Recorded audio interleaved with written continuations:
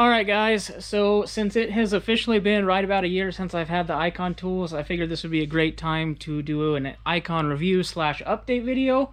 So let's go ahead and get started with, I'll go over real quick everything that I have, kind of show you guys that, and then talk a little bit more about them. So these are the tools that I have in icon. I have 1/2 inch, 3/8, and 1/4 inch drive in deep and shallow. Got some of the ratchets, flex head, as well as fixed, and then some breaker bars. Down here I have my end wrenches and both the fixed and then ratcheting, stubby as well as fixed. I have the bigger stuff over here as well as crow's feet. Next drawer down I've got metric and the same stuff as well as the big ones over here. And then I'd say a few months after that, probably about 3, I picked up some of their impacts in 1/2 inch and 3/8 drive, both metric and standard.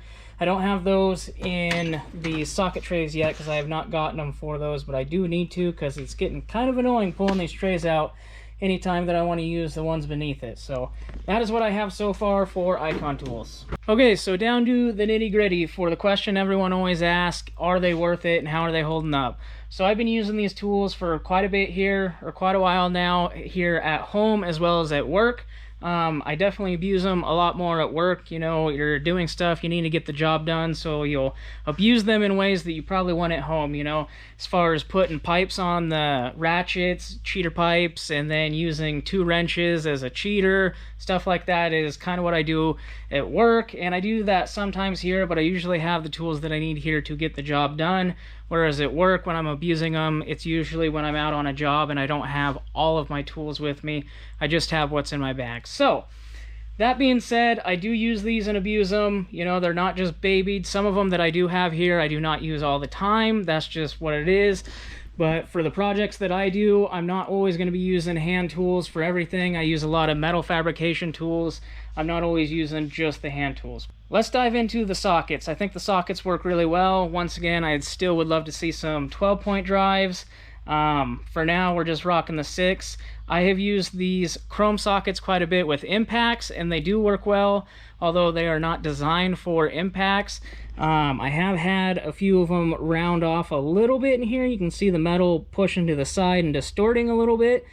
Not too terrible, but that's one of the things, you know, the chrome ones are not designed for impacts. That's why they make impact sockets. So you can use an impact on those ones and they will not do that. That is strictly coming down to using the tools improperly, so that's kind of on you if you want to use them and then they're not holding up on par with what you thought they're going to. That's kind of on yourself because you're using the tools improperly. Moving on to the ratchets, I've had awesome luck with these things.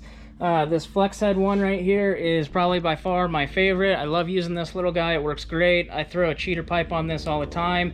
It has been holding up well. I use the stubby ones quite often. These guys are sweet, especially getting into smaller areas. I don't really use the big 3/4 much. Once in a while I'll bust it out, but not too often. I use the 1/2 inch ones all the time. Haven't had any issues with these. I know this can be a common area where you break them. You know, people like to throw cheaters on these for stuff that is extremely tight. Still need to get their extensions. Don't have those yet. But other than that, all the sockets, as far as the chrome ones, have been working well. I have not had any issues with those up to this point. Moving on to the end wrenches. These have also been working well, but I will say my biggest complaint with the Icon series so far would have to be on the end wrenches.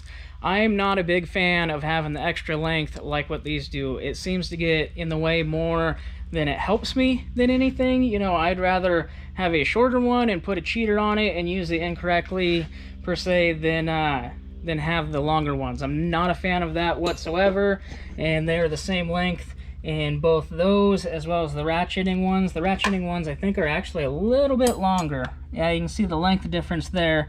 So this tends to get in the way quite often. Would love to see them come out with some shorter ones. I'd probably get those and not use these as much. The little stubbies work great. There are special occasions where it would be nice to have a little bit shorter one, but you can use other tools for that. You know, crow's feet and different things like that. The bigger end wrenches I do not use that often. I'll either end up using my 3/4 drive socket kit or I'll use these once in a while. Crow's feet, kind of a special occasion thing, but they do come in handy when you need them. Okay, so the impact sockets here, once again got these in 1/2 and 3/8 drive, both deep and shallow. These work great. These are designed to be used with impacts, obviously. Then you don't get the edges where they're rounding off like a chrome socket. So they have their place. They work well.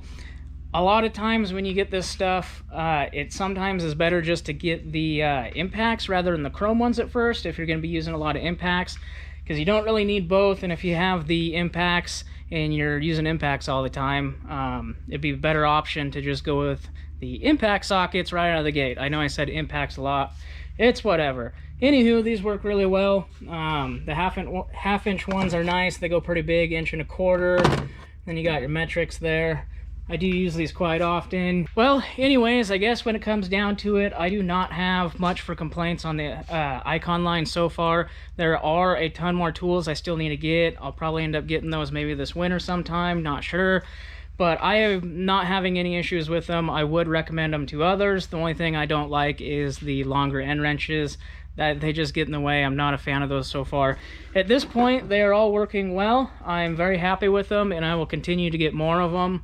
Hopefully, if you guys are wanting to try some out there and you're not too sure if you want to pull the trigger on a bunch of them, get like a ratchet and try a ratchet out and see how you like it, and just kind of go from there. You don't have to buy all of them at once. You know, I kind of went overboard on this, but I needed another set of tools at someone else's house, so I just pulled the trigger and got them all and tried them out, and so far I'm liking them. Alright guys, that is going to wrap up this video. Drop a comment down below what you think of the Icon tools so far, and if there's any out there that you're wanting to get, let me know in the comments. I'd love to hear what you guys are thinking, if you guys are liking these so far, or if there's other name brands that you'd like me to try out. Not going to get buck wild with buying tools, but I do love hearing everyone's feedback. Maybe there's some specialty tools out there that I haven't heard of. I'd love to hear what you guys think. So that's going to be it for this one. Thanks for watching. We'll see you in the next one. Peace.